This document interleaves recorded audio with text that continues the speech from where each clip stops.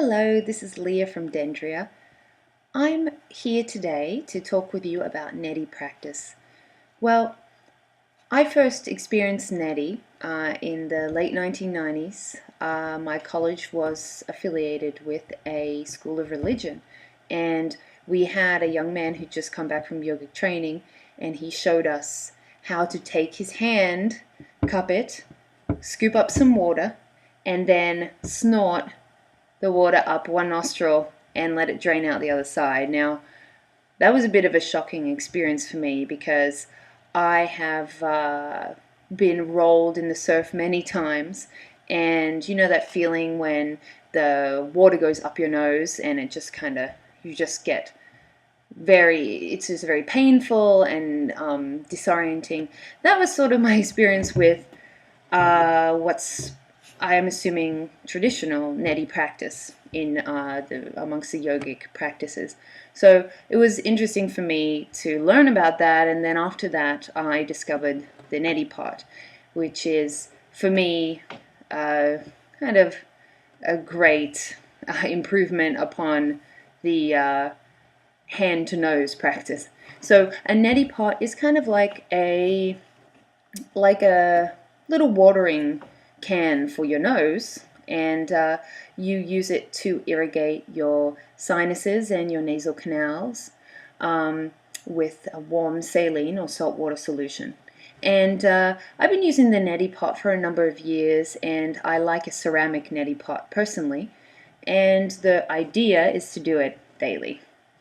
So I kind of wanted to talk today though about not just the practical side of Neti potting, but the spiritual or more contemplative or meditative side. So when you're using your Neti pot, how do you hold your body? Are you slouching? Are you tense, getting ready for the salt water? Are you leaning on something? I think it's important to kind of think of it as you would a physical yoga posture, and try to make sure you're elongating the sides of your body. Make sure that you're not tensing your face or frowning or holding anything, any part of your body in a tense way.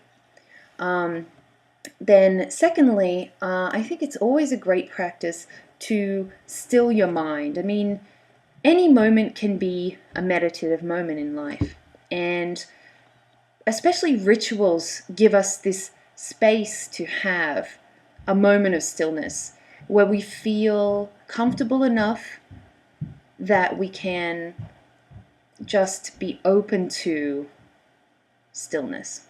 So I recommend to go ahead and enjoy, maybe not enjoy, because yes, it can be a bit difficult, especially when you're having problems with your sinuses or you're congested, which you really shouldn't use your Neti pot if you're congested, actually.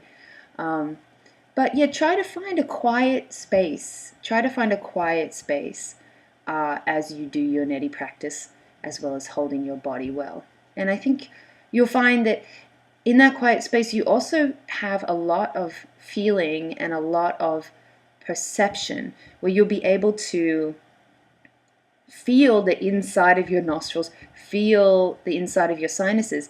And during the practice it's helpful, but also even once you've been doing it for a while, once you've been practicing, you'll find that you can feel the inside of your sinuses at any time.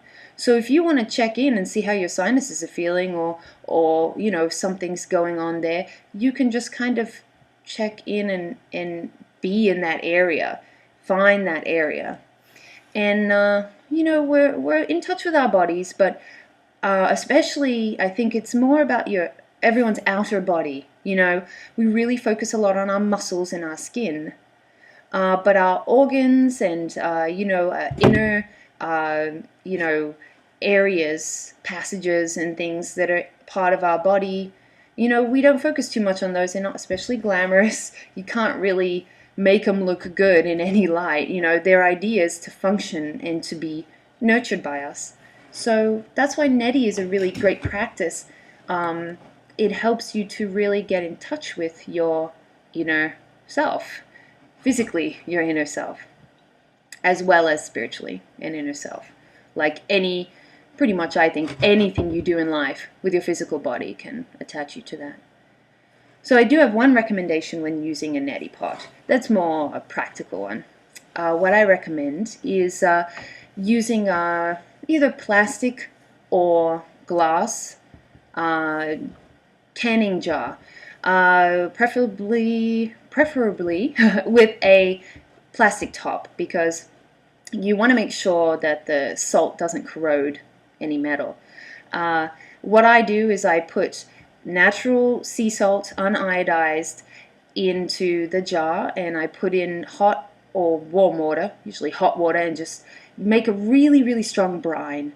Then I keep that in my medicine cabinet, and I put a little splash of the brine, because of course it's cooled down, into my neti pot, and then I add lukewarm water. That way I don't have to, be anxious that perhaps I'm going to get a sudden, salt crystal up the nose.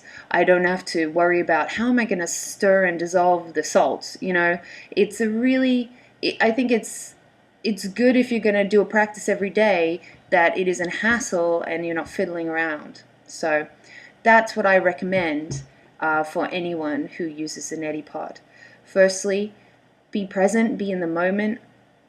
Try to use it as a meditative still time. Secondly, think of it as a physical yogic practice. Hold your body in a certain way. Try to be soft and strong at the same time. Don't tense. And thirdly, make it easy for yourself. Make sure you have everything you need, and that it's convenient, and it's a ritual that you can really get to know and find that it's easy and not a burden. Well, thanks so much.